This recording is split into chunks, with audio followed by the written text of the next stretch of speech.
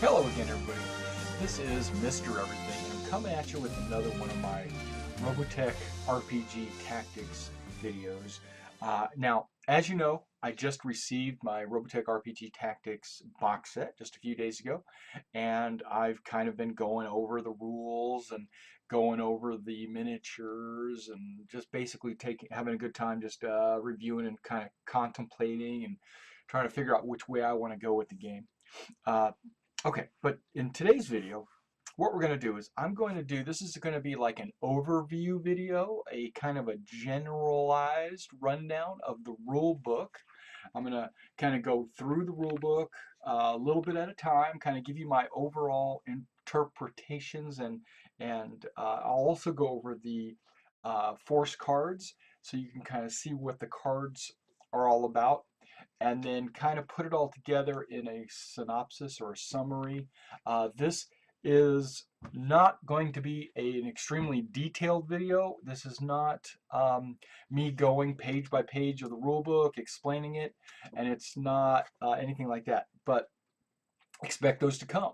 But I'm planning on doing these videos every Wednesday, so you could come out and check out. I might have multiple videos, but I plan to get them up and running on Wednesday night possibly.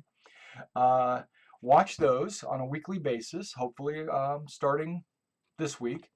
And then what I have planned for next Wednesday, I already have something planned for next Wednesday.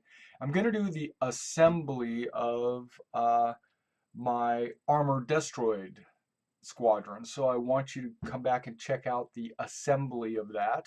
That might include like a priming and maybe, I don't know if I'm going to do any painting on those that week, but then like the following week, well, basically any time that I do an assembly of a model, I'm going to record it and then I'm going to upload that. So you might, if I put a Destroid together, I'm going to film it and put it up. If I put a battle pod together, I'm going to put that up. So come back and check out maybe multiple videos on Wednesday, because if I have other days during the week that I have a chance to work on this, and I do, I'll still upload those on Wednesday. So you get a chance to check those out.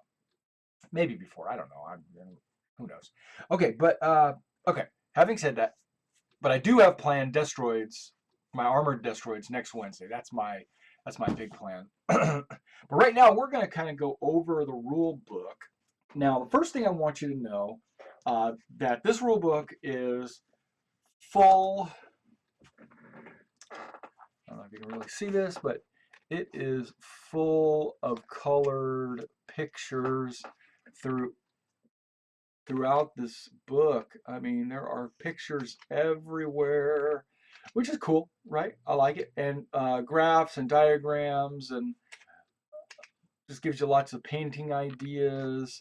It gives you all kinds of, and the pictures make reading the book more enjoyable. Let's just say that. It takes away from the tedium of having to learn a textbook, of rules or what have you. And yeah, it's done in a very easy to read format. Um, I'm very impressed with how they put the book together. Okay, so first of all, I give them a thumbs up on the rule book. This is something that I kind of, as you know, I play a lot of war games. I'm a big war game player, and I play this one war game I play it the most, basically. It's called Napoleon's Battles. I don't know if you've ever heard of it, but here's my Napoleon's Battles rulebook.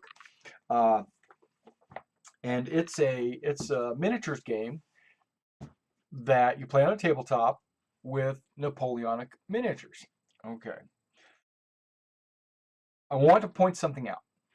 This rulebook, the Napoleon's Battles rulebook, is 96 pages with only very few pictures. This is almost all rules, almost entirely rules.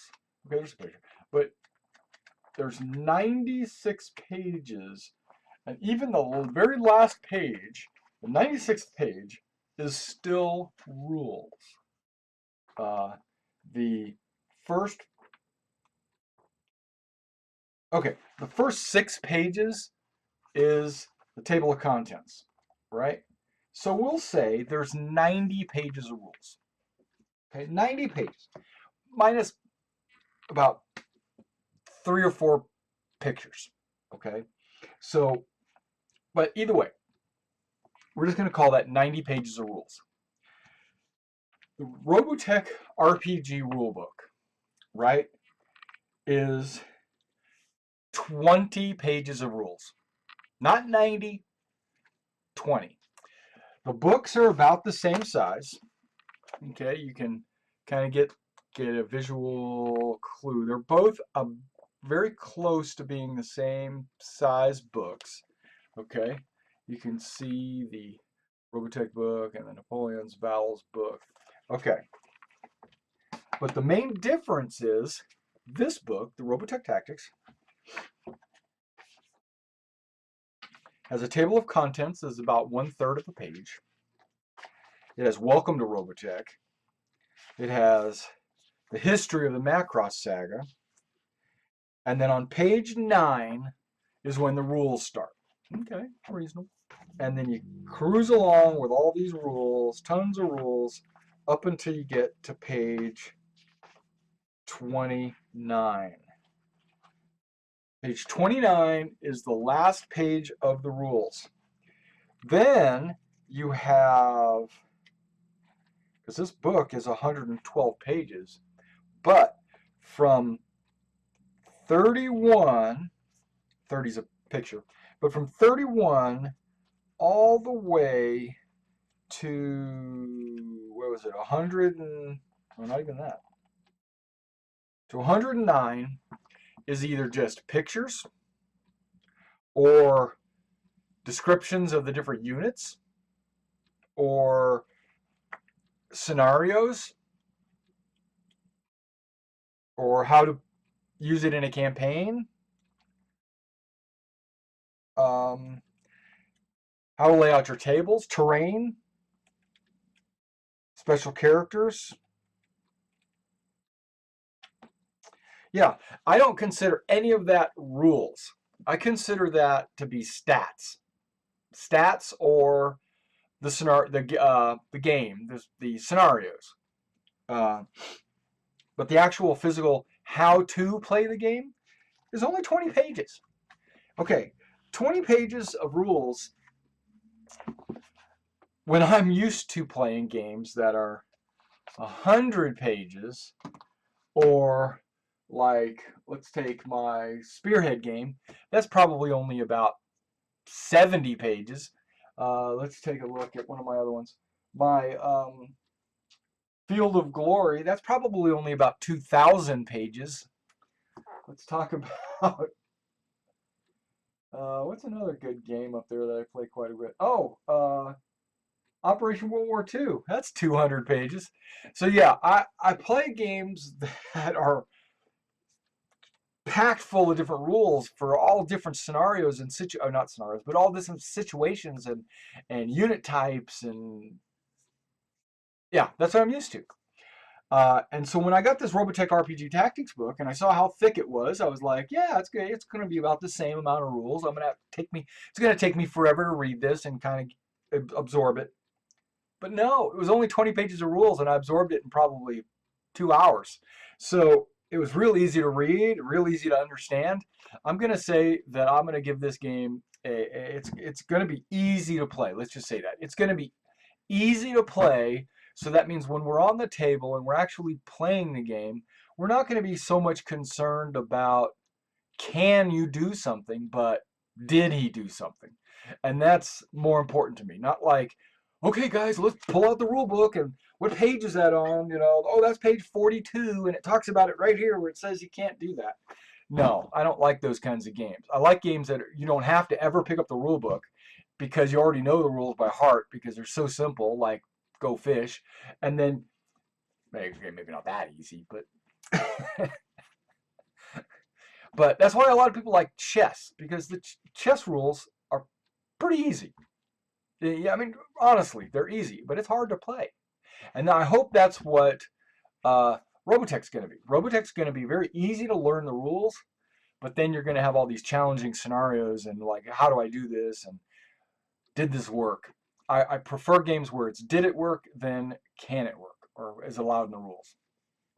Okay, so let's go over the rules real quick, even though I've killed 10 minutes. Okay, and I'm going to use the rulebook as reference and just kind of go a little bit at a time. And I'm not going to, like I told you, this is not a detailed explanation of the rules. This is just kind of giving you a general overview of the rules. Okay, it says that a normal game, a typical game of 300 points, okay, so that helps you out. 300 points takes about an hour and a half for a new player. Well, you know what? I'm a slow player anyway, so I bet you 300 points will still take me an hour and a half. Because I like to BS with my buddies and, you know, we sit around, drink a beer or whatever, and roll some dice, and it's still probably going to take me an hour and a half. But, like if it was a tournament setting, it probably would take me this 30 to 40 minute. So we could get, like if we were going to run a Robotech tournament, hypothetically, make it a 300 point game and give them an hour to play it. It's reasonable to me. Okay, every game piece in the game is called a mecha. Okay, so because you know what a mecha is, but this is also going to include things like an aircraft, a cargo truck, and even a 40-foot tall Zentradi warrior. They're all going to be considered mecha, even though we already know he's not really a mecha, but that's how it's being referred to. So instead of calling it a playing piece, they're calling it a mecha, which I can live with that. Mecha have attributes. They have speed, piloting, and gunnery and defense values. Okay, the weapon systems, which in this case is on the back side, will have range and a mega damage, like how much mega damage it does. You have squadrons, which are on these large cards. These are squadrons. You have to have at least one squadron for every 150 points that your teams agree to play. So if you have a 300 point game, you'll have to have 2 squadrons on the table. If you have a 450 point game, you have to have 3 squadrons because they're 150 points. For every 150 points, you have to have a squadron. Even though this squadron only costs 80 points, that means that'll still leave you with, what, 70 points to spend on other things. It's not saying you can't have 2 squadrons. You certainly can. But you just have to have the points for it. You just have to have a minimum of 1 squadron per 150 points. Okay.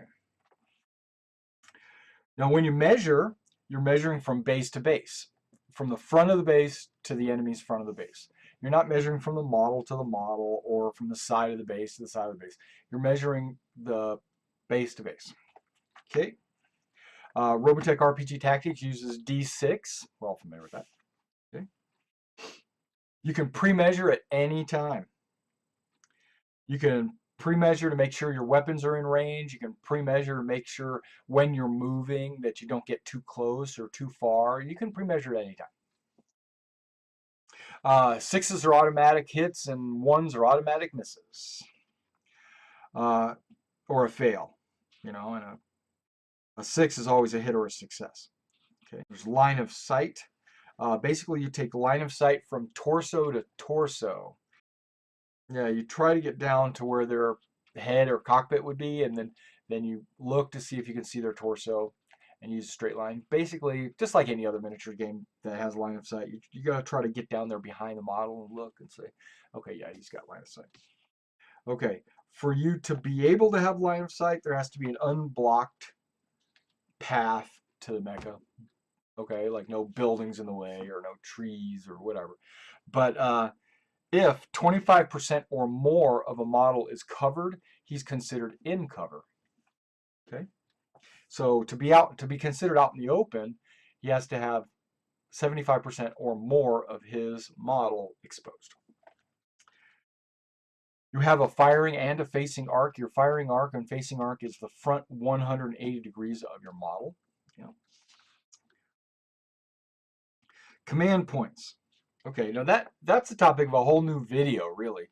Once I get my models put together and painted it well enough so that I can put together like a little walkthrough demo of the rules, then I will go back and do short videos on each chapter of the rules, or like it's almost each page of the rules, and just to kind of give you an in-depth uh, understanding of each. And right now we're talking about command points. Command points are basically, you get new command points every turn based on how many models and how many squadrons and heroes and lieutenants you have on the table. And then you spend these command points to do specific actions. Like you can attempt to steal an activation, you can boost a mecha's speed, you can allow multiple attacks with a command point. You can do hand-to-hand with a command point. You can dodge with a command point. You can shoot down missiles with a command point. And you can roll with the impact with command points. These all help you keep your models alive and help you destroy the enemy. So, and then you spend these, and we use tokens to keep track of how many command points you have. You spend those, and when you're out of command points, then you don't have any more command points until the following turn, and you get a number of command points based on the new number of models or leaders you have on the table. Okay, so then we talk about the turn sequence. The first thing you do is command phase. That's where you get your command points. You also roll for initiative to see who goes first. And then you go to the action phase. The player who won the initiative can decide to go first or second. And then you alternate back and forth, moving and attacking with all your mecha in an activated squadron until all the squadrons are activated. Okay. Once both the phases are complete, the turn's over. Okay. So there's really only command phase and the action phase. That's it. Okay. So the command phase is refill command points. Step 2 is determine your initiative. And then there's pre-action effects. And then you go to the action phase and you alternate back and forth. Okay, we're not going to go into all of those. That would be the topic of another video. Okay, you have ranged weapons, right? Now this is all measured in inches, and you would you choose a weapon system that's on a mech, and then or mecha. Like I'm just going to use this one right here. You have these large cards, which are your squadrons, and then you have these medium-sized cards, standard playing card size, which you probably get sleeves for these, are stats for individual mechas. Like each mecha has a different ability, and that's what these are. This one just happens to be the Destroyed Defender, and if you've got a Defender squadron, let's say, of 4 defenders, you'll still only need one of these cards because they all do this. And then you have these little itty bitty cards, which are your add-ons to your squadrons. You have, like this one's 20 points, it adds 2 more mecha to your squadron. Just an example.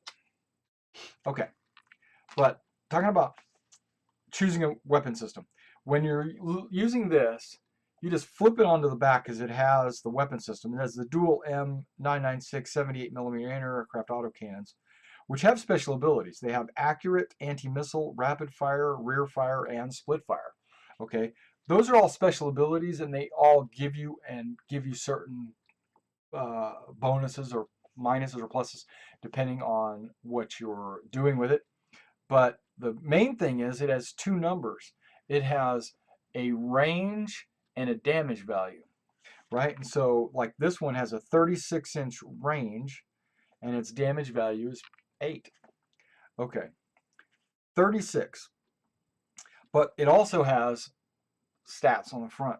And the stat on the front is movement, piloting, gunnery, and defense. I'll have to get used to that. Well, the gunnery has 2 little bullets, so that might help. And defense has kind of like a shield, so that's going to help me. And movement has like an arrow. And the piloting one was throwing me off. Okay, because it looks like a half moon sickle or something. Okay, but the gunnery on this guy is 2.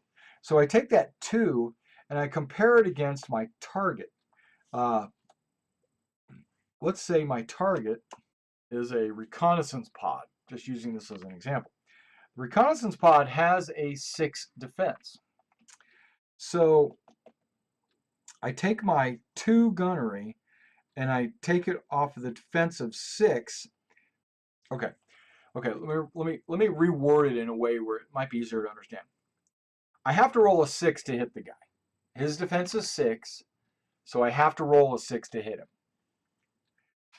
But I get to add my gunnery skill to my die roll.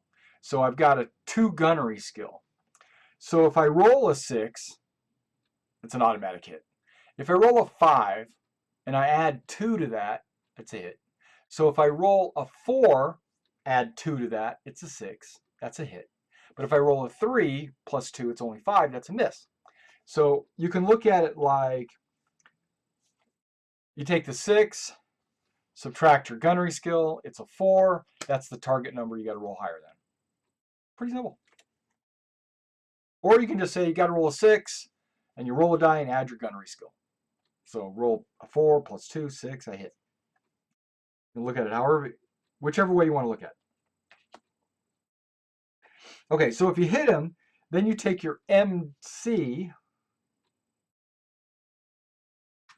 the mega damage, which is 8 on this case. We would take that against, depending on the guy we were shooting at, every model, every squadron has their models. Each one has their own hit points here. And you just take a grease pencil and go, nah, nah, nah, nah, nah, and you knock off 8 of those. Okay, with a Regult, okay, I think it's only got a couple of hit points. Like a Regult only has 5. If you notice right there, you get a lot of them. But if you get 5, so if that guy hits a Regult, he's torn it. It's dead. It's dead. One shot, boom, dead. 4 better, dead. Okay. And then you can spend command points to either try to dodge that hit or roll with the impact. If you roll with the impact, you take half damage. So instead of 8, he takes 4 damage, which he can take because he's got 5 hit points. Or you can just take it. If you dodge and you succeed, then you don't take any damage. But to succeed, you have to roll a 6, add your piloting attribute, and get higher than the roll to hit you.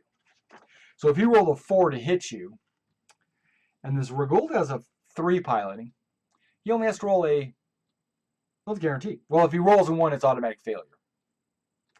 Okay. Units from the same squadron do not block line of sight, so you can shoot through your own squadron. You just can't shoot through other squadrons. There's a rule for close formation, and some units have a bonus for attacking in close formation. Well, a close formation is if you stay within 2 inches of someone else in your squadron. So everybody that's within 2 inches of their squadron is in close formation. This guy here is 4 inches away. He's out of formation. So in this group, there's 3 people that get the +1 bonus. You don't get +1 for everyone that's in close formation. You don't get a +3. You only get a +1 bonus if you're close. And only if your gunnery is less than the number of people that are in close formation, if that makes sense. So if you've got a gunnery skill of 3 and these 3 people are in close formation, you don't get a plus. It stays 3. But if you have a 2 or a 1 and you're within 3, you do get the +1. Or within 2, yeah. There's other bonuses like backstrikes and crossfires. Then there's hand-to-hand combat. Multiple attacks that you can do. You can have a club, a grab, a kick, a jump kick, a punch, a power punch, a stomp. That's all pretty cool, right? Okay, those are all base-to-base attacks. You're pretty familiar with like Warhammer, how I do close combat. Okay. There's terrain. Well, there's either rough terrain or deadly terrain or open terrain. Rough terrain just makes it harder to move. Basically, it's double the cost. Uh, there's buildings and structures. Each type of building, when you're looking at like wooden buildings or steel or concrete or modern reinforced or military or Zentradi starship construction, these all have their own defense and uh, MDC, which is their mega damage. Uh, and that's per 5 by 5 by 5 inch segment. So if you've got a building that's a really big building, it might have multiple segments. And that would be damaging them so that you could turn them into rubble and things like that. So there's falling, there's leaving the battlefield. Then you just jump into the ability. We've already gone over all the rules pretty much, except for the special abilities, which is like afterburner, aircraft, battleoid restriction, cumbersome, fast mover, flight, focus fire, hands, hover, jettison, leadership, leap, life is cheap, variable modes, Zentradi infantry. Weapons have their own abilities like accurate, ammo, anti-missile, blast, flyover, inescapable, indirect fire, missile, overwhelming, rapid fire, rear fire, split fire, volley, volley X. And those are weapon special abilities. And once you've read them, they're all they're pretty self-explanatory is what they are. And that's all the rules. I went over the entire rule book. Okay, well, that was the rule book. And we went over a little bit about the cards, not a whole lot. This isn't a video about the cards. What we're going to do next is what I'm going to do next is I'm going to create an army list, based on a 450 point. Because I think I've got enough models. I probably have enough models to do 1,000 points. I don't know. I could probably just try to put it all together and see how large my army is. That might be something I do. But I'm going to try to put together like a 450 point UEDF force. The reason why I'm putting the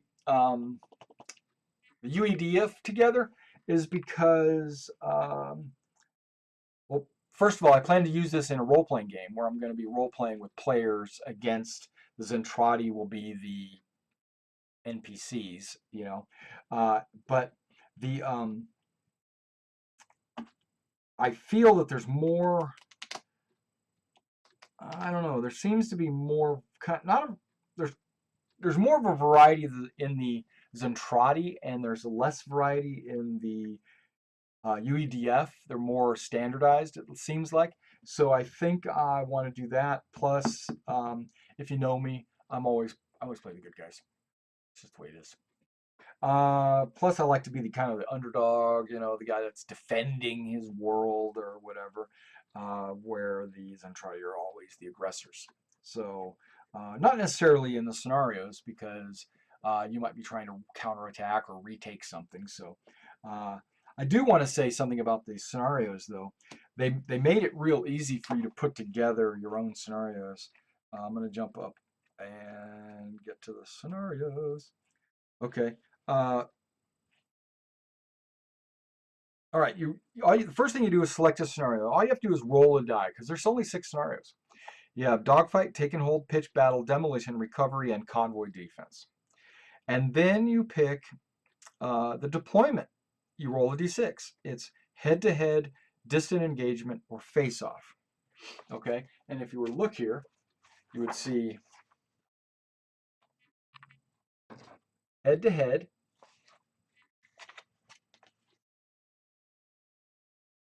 long range, set up end-to-end basically on the table. And then you have this other one, which is like face-off, right? Oh, what is that? Yeah, face-off is the diagonal one. Those are the 3 deployments. And then you can, if you want, there's optional things like airborne assault, hidden demolitions, orbital bombardment, poor visibility, space battlefield, unusual gravity. And those you can, if you decide amongst yourselves if you want to use that. There's a D6 roll. All of these are a D6 roll to get you set up. And then once you get it, then it just tells you, like, you have 6 turns to play this battle. One side does this, another side does that. Set up your forces and go. All right? All right. And the last thing that's in this rule book is a bunch of different Robotech Squadron paints schemes. Bunches of them. Bunches and bunches and bunches and bunches and bunches. And that was the Robotech Rulebook. And come back next Wednesday and check out what I'm doing with my army list and models I'm putting together. And I'll see you on the table.